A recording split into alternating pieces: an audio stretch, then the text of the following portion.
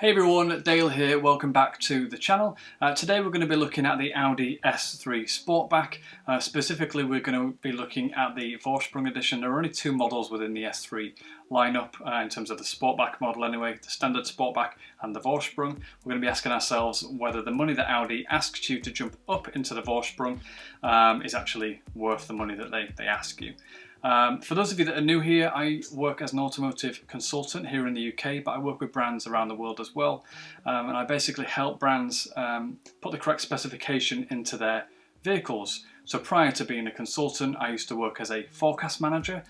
So this would be forecasting vehicle prices, so predicting the future residual value, or RV, you may have heard it being termed before, for various vehicles and manufacturers.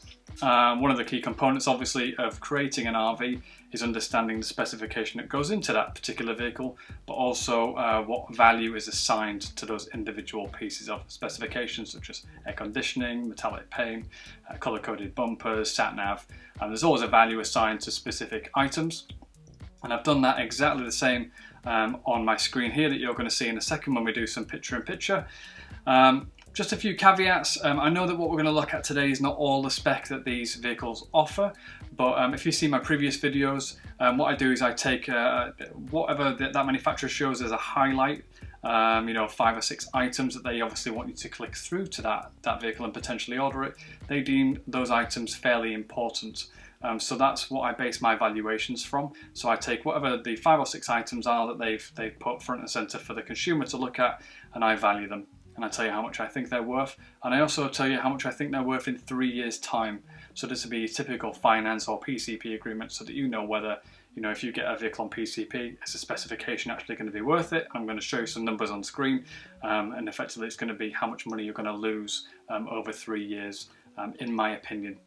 Obviously, if you want to jump into an Audi S3, that is entirely your decision. If you want to spend, in this case, at this moment in time, £38,475 to jump into the basic version of an Audi S3.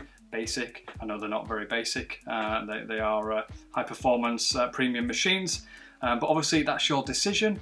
If you disagree or agree with anything I'm saying, obviously jump into the comments and I'll try and jump in there as well, and answer any questions you have, and maybe add a little bit more rationale to why we valued it the way we have. But I'm going to record my screen as I usually do, and you're going to see what I'm going to see in a picture-in-picture.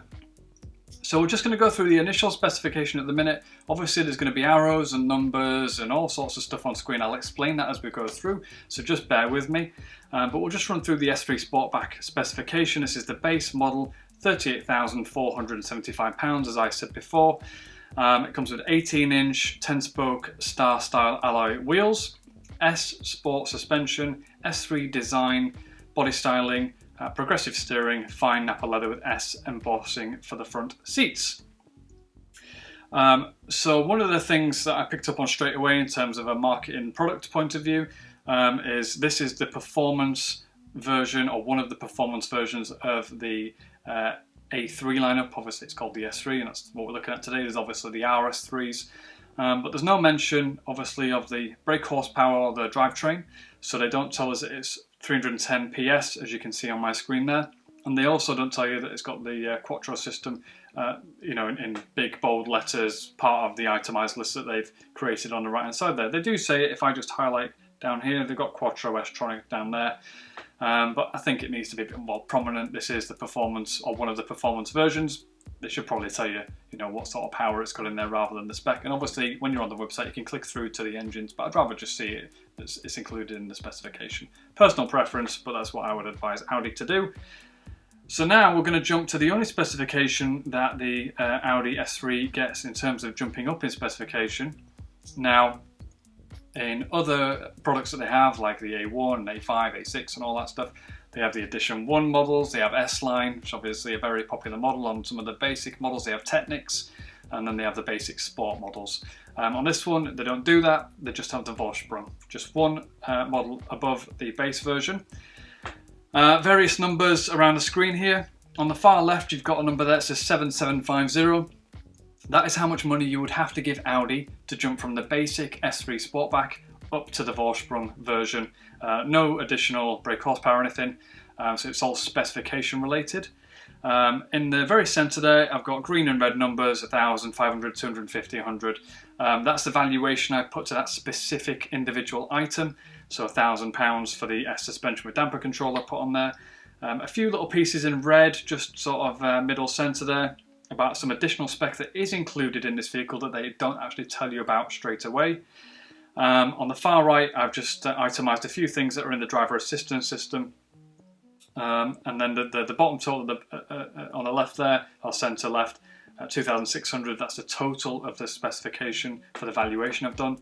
And then I've got a big number down there at the bottom, lose £5,150. And I'll explain this as we go along, what that all means. Obviously some of it's going to make sense to you straight away, but some of it I'll just explain to you anyway. But let's run through the specification. So the Vorsprung gets 19-inch Audi Sport 5 twin-spoke edge design alloy wheels, gloss anthracite black, diamond cut. And breathe. So you'll see that I've got a 0 next to that. It's done very specifically and on purpose.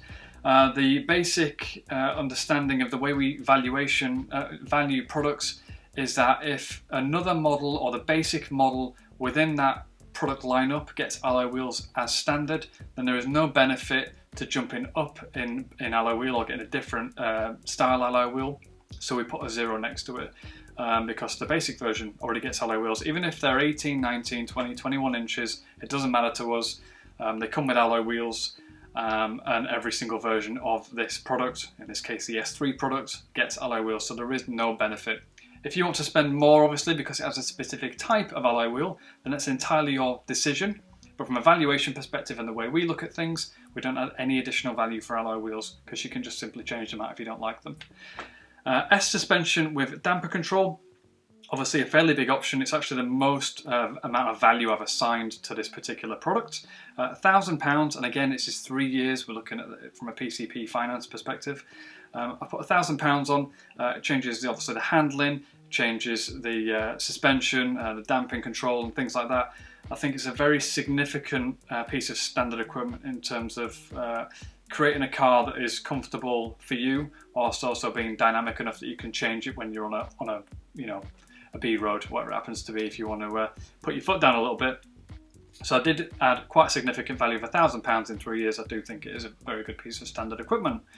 Audi Matrix LED headlights with LED rear lights, dynamic front and rear indicators. I put £500 down there of additional value in 3 years' time.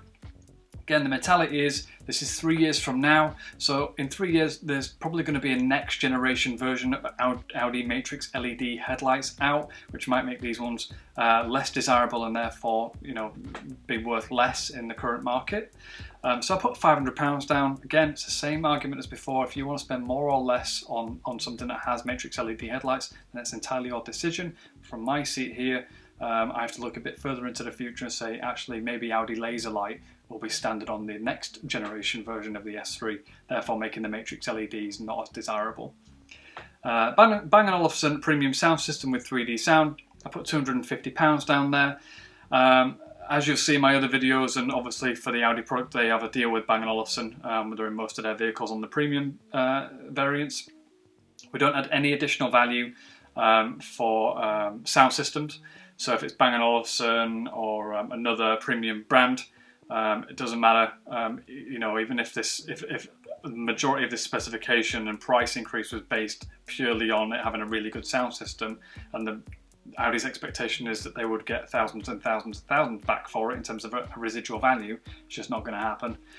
We just see it as a very nice premium sound system, and as long as it's got something that doesn't sound like crap, then it'll get some additional value, but we're not going to add thousands on for something like that.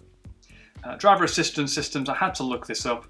It gets keyless entry, so obviously walk up to your car and open the door without having to unlock it yourself. Auto parking. Go past a parking bay, it will see if it's big enough for the car to fit in, then it will take over the parking for you and park the car if you're not very good at parallel parking. Adaptive cruise, that's an option that's been around for a while.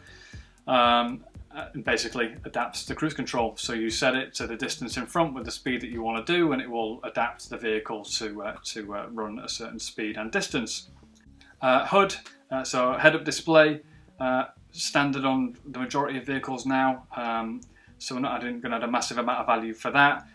Traffic sign recognition, again, standard on quite a lot of newer vehicles now, to be able to show you what the traffic sign is, whether it's national speed limit or 30 or 50 or whatever it happens to be. These are all effectively, apart from having a camera that can do all this stuff, it's all fairly software based. And again, we're looking at the next generation versions of these things. I know it's not a very good comparison comparing a Tesla to an S3, but they're full autonomous driving. You've got to think how far ahead of the game they are compared to some of their competitors. In terms of the Audi and what they're offering, maybe they're a little bit behind in terms of some of the self-driving and driver assistance systems as it's listed here. So, I haven't added a massive amount of value there, only £100. Some things that are in the little I section, which is up here, next to the S3 Vorsprung name. They haven't mentioned the panoramic sunroof, which adds value. I've put £500 worth of value in for a panoramic sunroof. And Audi Virtual Cockpit Plus, which is, I've given £250. So the standard S3 does get Audi Virtual Cockpit, but I think it's a 10-inch screen.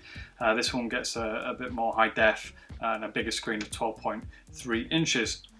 So if you took the total of the spec that they actually list here, it's £1,850 worth of specification. And if you add on the things that I've added on there that they've missed out of their description, it's £2,600 worth of additional specification. Now the big thing here is the number at the bottom there, lose £5,150.